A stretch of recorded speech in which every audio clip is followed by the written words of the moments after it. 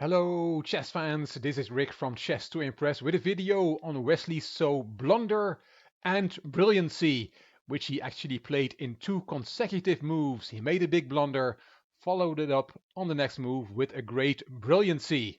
It was played in the Clutch Chess Tournament, an online tournament organized by the St. Louis Chess Club, which took place in June 2020. Clutch chess is quite an interesting format.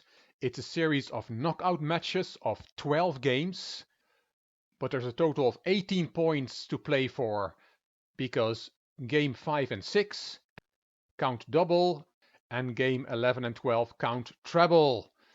So if a player is, for example, 9 points to 3 down after game 10, he still has a chance to win by winning those last two clutch games in game 11 and 12. Those will give him 3 points each, and then the score will be 9-all at the end of that. And then the player who came from behind will win because the tiebreak favors the player who wins clutch games. Quite an interesting format. As always, every format has its downside as well.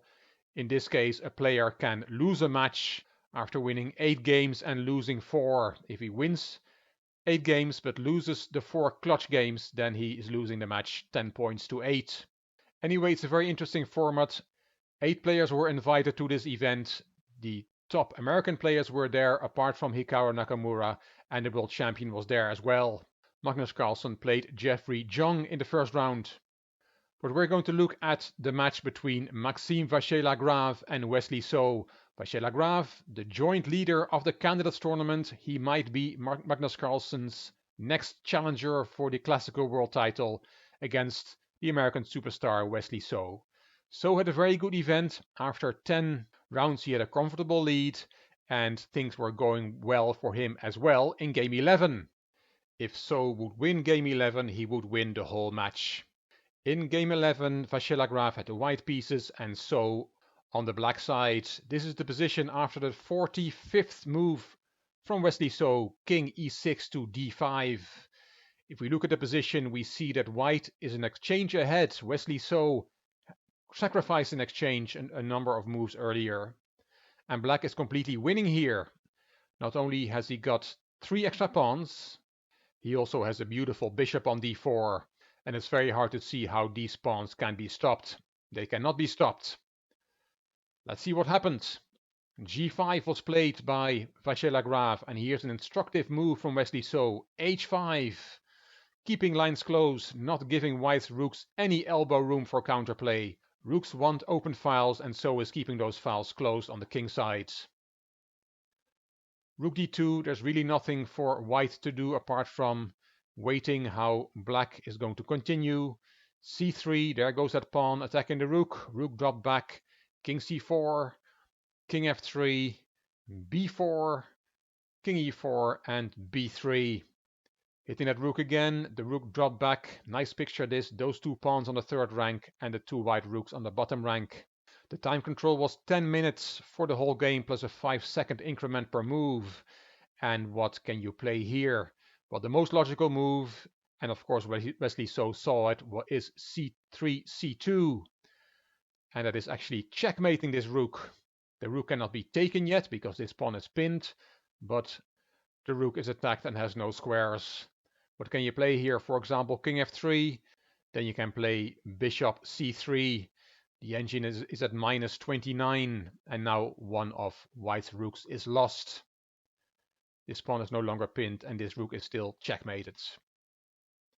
So after c2, it's very likely that Maxime Vachier-Lagrave would have resigned the game.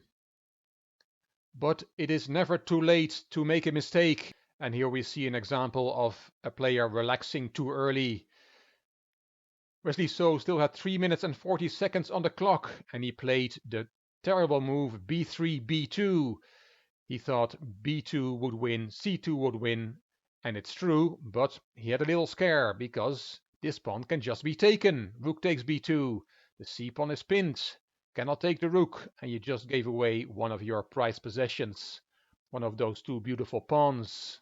You can see Wesley So's reaction on the thumbnail, burying his head in his hands, hitting himself on the head, but now this blunder was followed by a brilliancy. On the next move, if you want to look for yourself, if you have not seen his position yet, black to play and win, and there's only one way to win, and it's not an easy move to find, but it's very beautiful. Wesley So found it in seconds. Rook a5 to a1 is the winning move here. What a brilliant move. And why does this win? If you take that rook, what happens then? Well, then there is c takes b2, winning back a rook and attacking the rook on a1. And after, for example, rook f1, there is king c3, followed by king c2, and this pawn will promote. Black wins. What else is there after rook a1? You can play rook c to c2. It was not played by Vachier-Lagrave, because then there is rook e1 check, also a very nice move. If you interpose the rook, there is c takes b2, rook takes e1, and then king b3, and the pawn will promote again with the king's support. If after rook c2, c2, rook e1 check, you play king f3 instead, then there is king d3.